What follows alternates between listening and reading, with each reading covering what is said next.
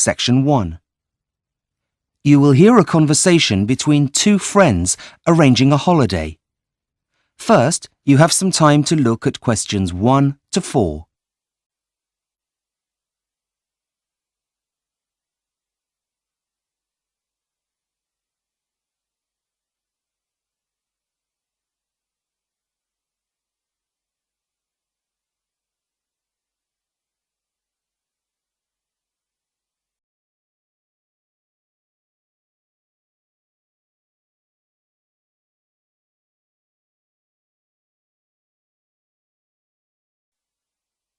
You will see that there is an example that has been done for you. On this occasion only, the conversation relating to this will be played first. Hi, Mike. It's Julie. Listen, I know you're really busy, but we need to book our travel insurance.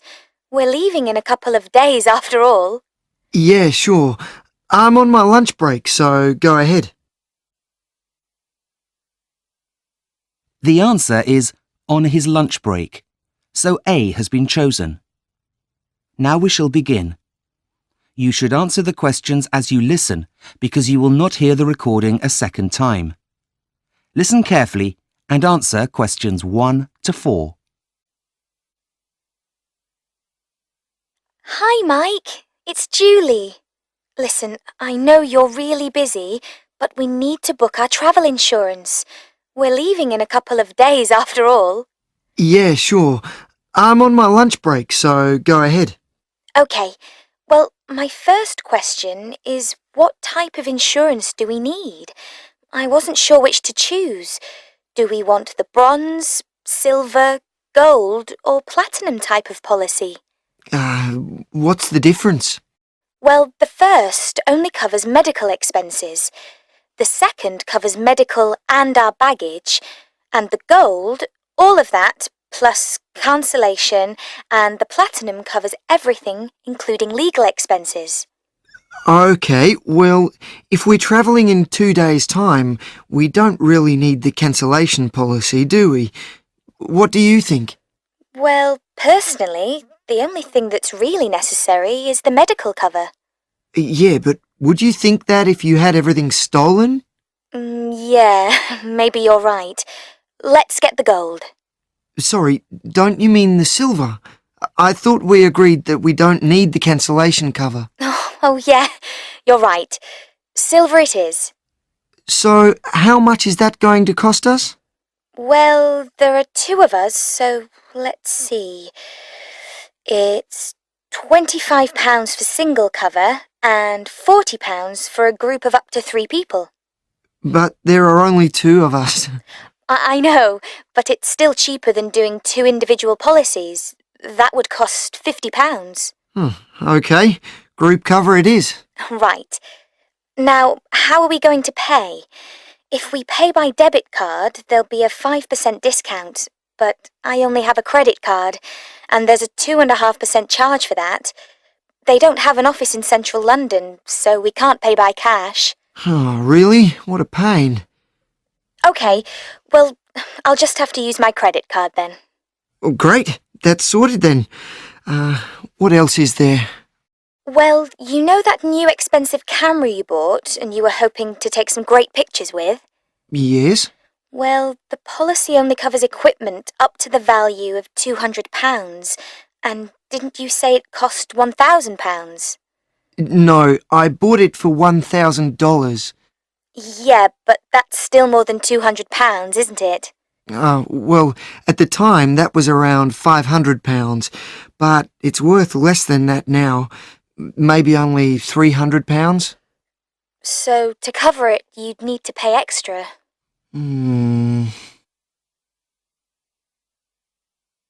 Before you hear the rest of the conversation, you have some time to look at questions 5 to 10.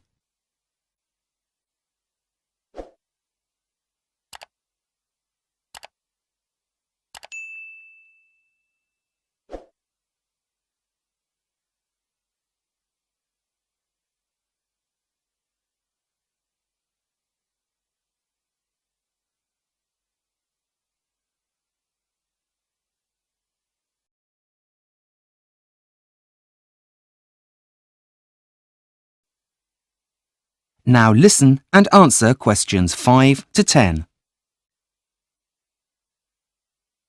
I just need to check your personal details to complete this online form, and then we'll be sorted. OK, what do you need to know? Firstly, I need to make sure I've got your full name. It's Mike Wood, right? Yep. Right. Next, I need your address. It's 17 Hanley Gardens. Hanley spelt Hanley. Just writing that down. 17 Hanley Street. No, Gardens. Oops, my mistake. OK, what's your date of birth? That's 230770. Right. So now I need an emergency contact number. It's your mobile, right? Yes, it's 0793 245 098. Was that 089? No, 098. Anything else? Well, they need the main policyholder. Who would that be? I think that would be you, since you're paying for it with your card. Of course. So I just type in Julie Bennett. Hang on, just typing BENNETT.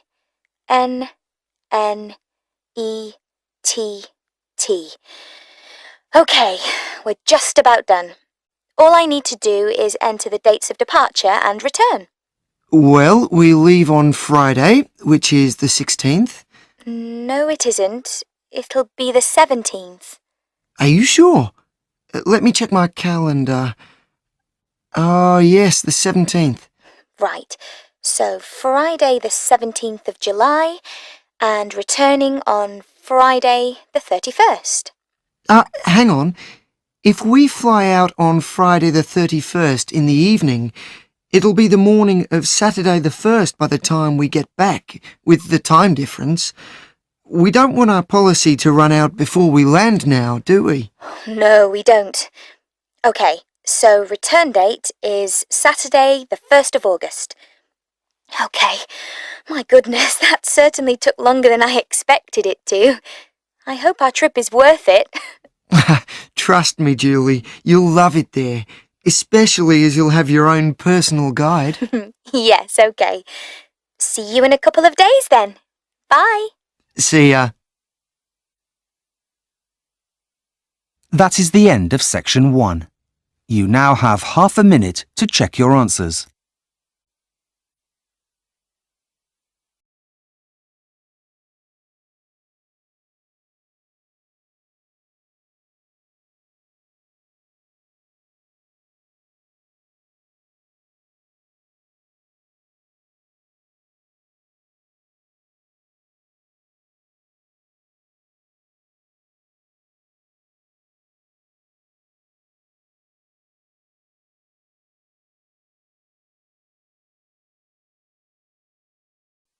Section 2. You will hear a tour guide taking people around the Sydney Observatory. First, you have some time to look at questions 11 to 15.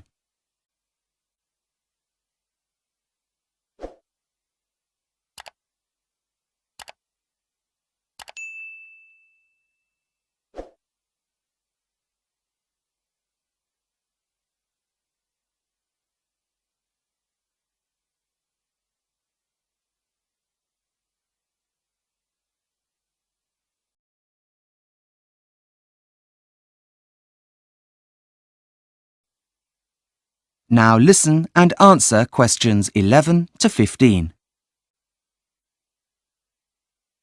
Could I have your attention, please? Gather round, gather round.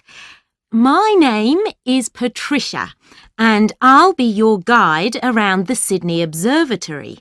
Now, as you all will know, man has been interested in the night sky for a very long time.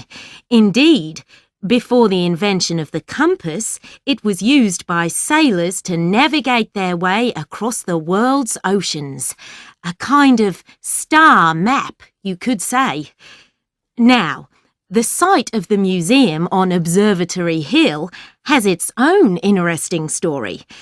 Before the colonisers arrived, it belonged to the Cadigal people, who may have even viewed the arrival of the new visitors from here, as this is the highest natural point in Sydney Harbour. The early Europeans then built a windmill on the site, though it didn't last for long due to its exposed position. A little while after that, the land was used to build a fort, which was to finally become the observatory that you see before you today. Now, let's take a look inside. To the left of the main entrance is the cloakroom, where you can leave your coats and bags. But please make sure you don't leave any mobiles or valuables, as staff cannot be held responsible. The museum is open during the day until 5 p.m, so please collect belongings no later than 5:15, and please vacate the building by 5:30. No new admissions will be allowed after 4:30 p.m. After you've left your personal items, you'll need to buy your tickets from the ticket desk immediately behind you, before continuing on the rest of the tour. The normal price is $8 for an adult and $6 for a child, though groups of up to 4 people can save money by buying a family ticket. This must contain at least 1 adult and 1 child, but no more than 2 children per adult. I'll wait for you on the other side of the ticket barrier by the coffee shop while you all get your ticket. Before you hear the rest of the tour, you have some time to look at questions 16 to 20.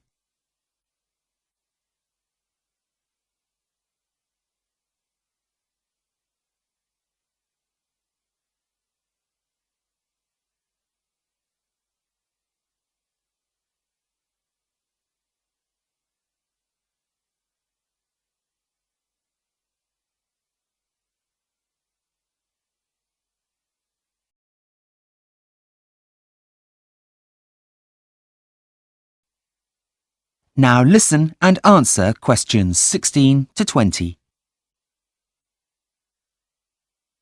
So, I hope you enjoyed the tour. But before I leave you, I just want to draw your attention to one more thing.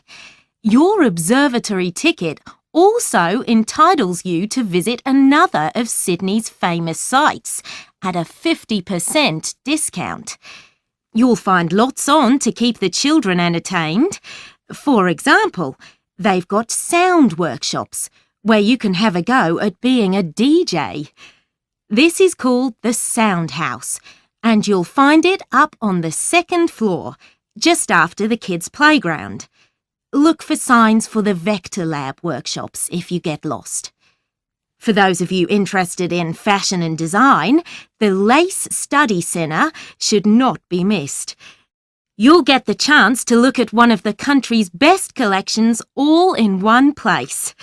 However, like most museums, only a fraction of their collections are actually on display. But in the museum's unique Discovery Centre, you can take the opportunity to go behind the scenes and see parts of the collection that are not on display. All of these attractions can be found under one roof at Sydney's famous Powerhouse Museum. I do hope you are able to go and enjoy the experience. You won't be disappointed. That is the end of section 2. You now have half a minute to check your answers.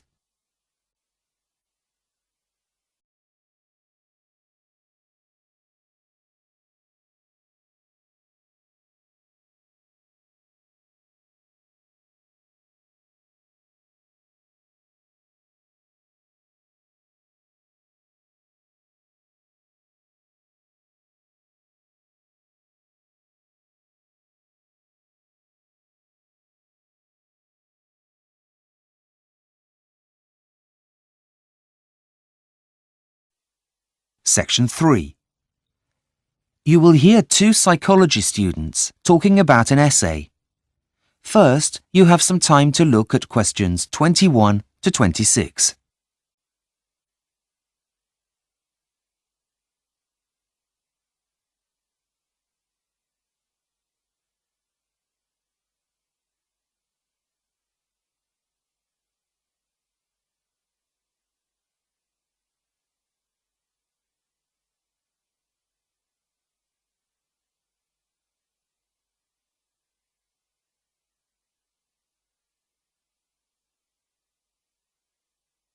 Now listen carefully and answer questions 21 to 26. Hey, Simon. You look down. How are you getting on with your essay for Professor Jones? Not very well, I'm afraid. I can't seem to get my head around it. I mean, it's such a wide topic that I really haven't got a clue where to start. Oh, poor you. I'm actually free now, so I can give you a hand if you like. You have until the end of this week, don't you? Yeah, I have to hand the essay in on Friday afternoon, but the professor wants to see my proposal on Wednesday morning. Today is Tuesday, so that's tomorrow. You had better get a move on. Let's have a look. Thanks. I'm just trying to brainstorm some ideas, but I haven't got very far. Let me see. Well, firstly, I think that writing your ideas in a list like that really isn't going to help. Remember how we were taught to do spidergrams at the beginning of the year? Diagrams? No, not diagrams, spidergrams. It's supposed to mimic the way our brains process information rather than simply expecting them to come out in some kind of logical order. They're also sometimes called spider graphs because of how they look, like a spider. Okay, I'll start over again. Right. Now, our essay is on people's motivation for participating in extreme sports. There are two sides to this, really. The external and internal influences. Right, so let's look at the external influences first of all. So, what kind of things make people want to do extreme sports? Well, the first thing that comes to mind is the amount of media attention on the topic. There are always stories about people taking part in the latest craze. Exactly. Now, let's think about this more carefully. Why does so much appear in the media? I don't know. I've never really thought about it. Well, according to the published materials out there, it's a reflection of modern culture. Of course. Yes, you're right. Now, what about the factors that come from within the person? I suppose the most obvious thing to say is the adrenaline rush. Right. But what else? People would want to test their limits, which is a psychological need that all humans have. And there's one more thing that we haven't added yet. What's that? What all animals do naturally. Compete, of course. Right. It's the element of competition that drives all things to be the best. Now, why didn't I think of that before? Before you hear the rest of the conversation, you have some time to look at questions 27 to 30.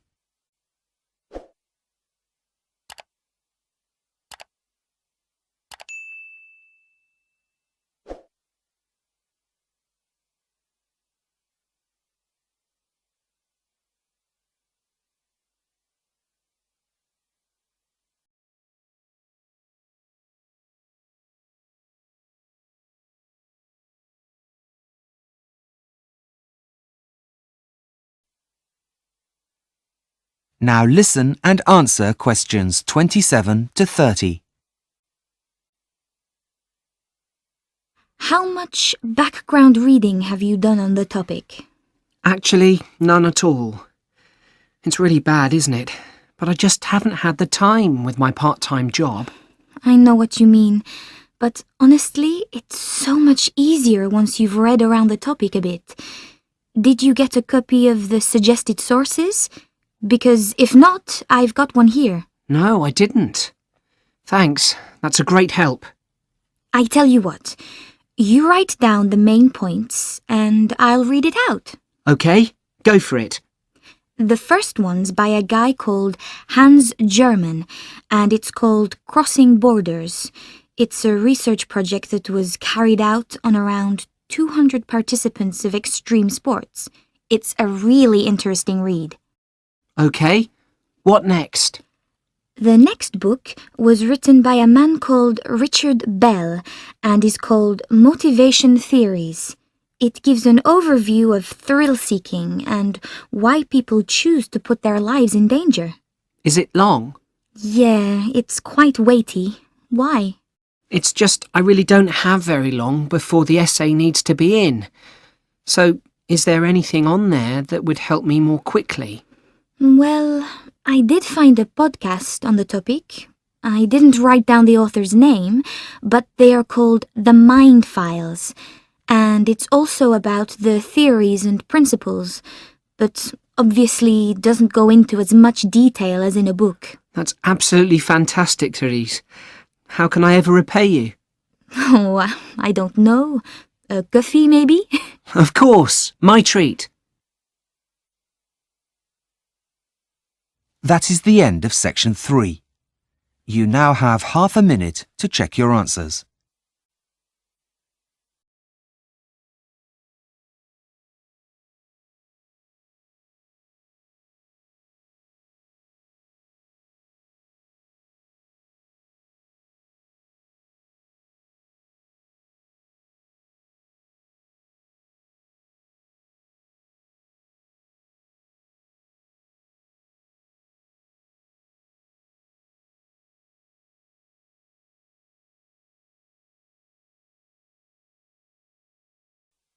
Section 4. You will hear part of a lecture about conserving natural resources. First, you have some time to look at questions 31 to 40.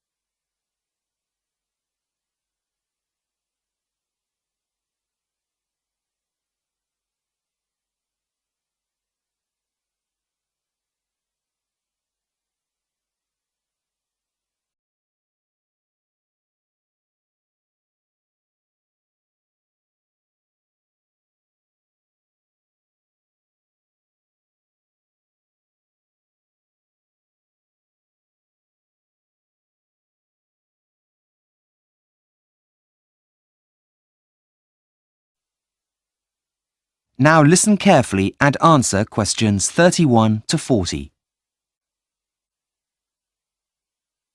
Shall we start? Right, now, where did we get to last week? That's right. We were going to begin with a look at 3 of the world's most pressing problems, what has caused them, as well as looking at some of the many possible solutions. Top of the list is air, water and soil pollution.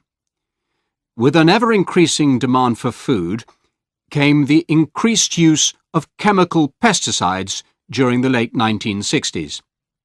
Now, some of you may say that this isn't the ultimate root of the problem.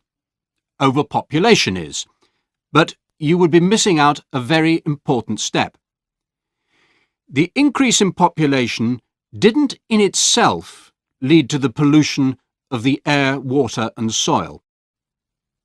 What caused the problem in the first place was a move away from traditional farming methods, thanks to advances in technology. Ironically, the answer comes from past farming practices.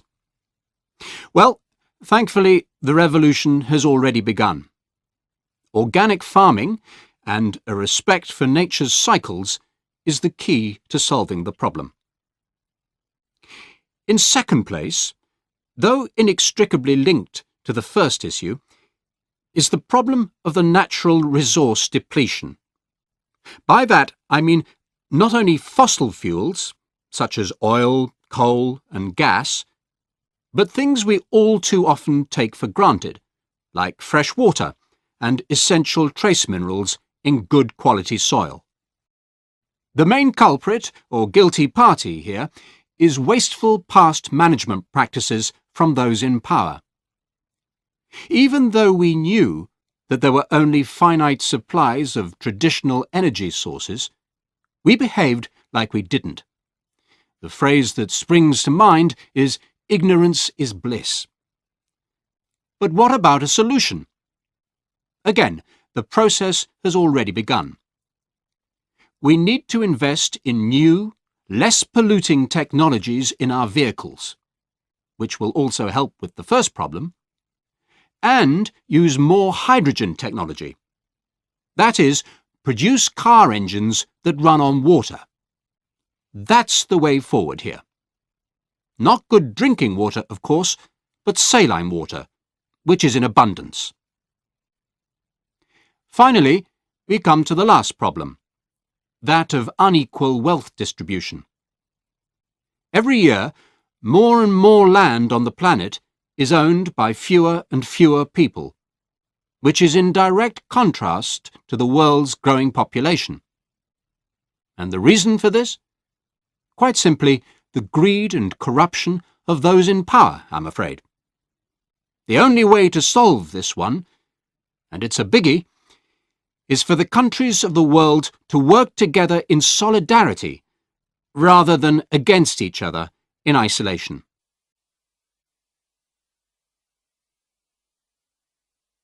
Now, although the solutions I have presented are viable, it doesn't mean that they're without their own potential problems. Firstly, making these kinds of changes is going to be expensive in the short term as we invest in the research and development of new technologies. Secondly, there's also the issue of popularity. It's the politicians of the world who need to make these changes. But they also need to keep their voters happy, and may be reluctant to bring in new practices that may prove unpopular among voters at election time. But the biggest and most important challenge is making the world's monetary system fairer, by making things more equal and balanced for all. This includes adopting ecological practices that benefit all, not just a company's profit sheet. We need to begin an age of corporate social responsibility. Only then can we truly move forward. That is the end of section 4. You now have half a minute to check your answers.